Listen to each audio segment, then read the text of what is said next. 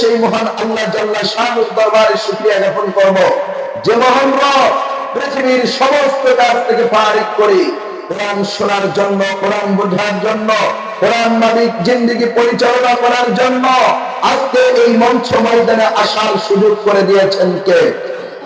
জবান ছাড়তে হবে কে? জবান দিয়েছেন কে?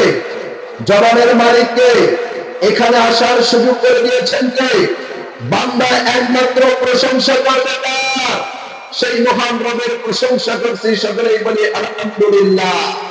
অসংখ্য দরুদ সালাম শোষিত নির্যাতিত নিপীড়িত মানবতার মুক্তির দিশারি দুলালে আমিনা শাইখ মদিনা লিদা রব্বাল জগৎগুরু বিশ্বনবীর শানে ওই আকাশের বাতাসকে আবেদন করি, ও বাতাস তুমি যখন পশ্চিম ভারত হও এই মাঠ থেকে বইতে বইতে সুদূর সোনার মদিনায় চলে যাবে, এই উম্মতদের দরুদটুকু আমার দয়ার নবীর রওজা মুবারকে পৌঁছিয়ে দিও।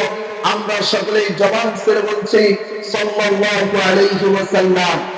সম্মানিত প্রিয় উপস্থিতি, আজকের এই মঞ্চ ময়দান হচ্ছে কোরআনের মঞ্চ ময়দান, কথা বলুন ঠিক কিনা? আজকে যতগুলো লোক এই বাজারে আছে এরা হচ্ছে কপাল পড়া মুসলমান, কথা বলেন ঠিক কিনা? যারা রাস্তায় দাঁড়িয়ে আছেন হয়তো এখানে বসার কারণে তোমাদের কপাল খুলে যেতে পারে, কথা বলেন ঠিক কিনা? রাস্তায় বসে থাকার কারণে তোমার কপাল খুলে যেতে পারে, কথা বলেন ঠিক কিনা? সম্মানিত প্রিয় উপস্থিতি যুবক ভাইরা, যারা রাস্তায় দাঁড়িয়ে আছেন মঞ্চ ময়দানে বসে হয়তো এখানে বসার কারণে আমার আল্লাহ পাক তোমার আমার কপালটাকে বুলন্দ করে ওই জাহান্নামের টিকিট থেকে জান্নাতের টিকিট আপনার আমার হাতে ধরিয়ে দিতে পারে, কথা বলেন ঠিক কিনা? তাহলে এখানে এসেছে প্রশংসা হবে কার? জবান ছাড়তে হবে কার? আমরা বললাম কার?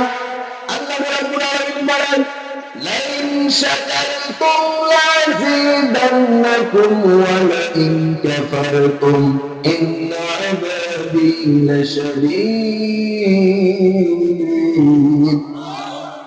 আমার আল্লাহ সুবহানাহু ওয়া তাআলা বলেন বান্দা, আমি আল্লাহ সুবহানাহু ওয়া তাআলার নিয়ামতগুলো পাওয়ারে বলেন, আমি আল্লাহ সুবহানাহু ওয়া তাআলার প্রশংসা করো, আমি আল্লাহর শুকরিয়া আদায় করো।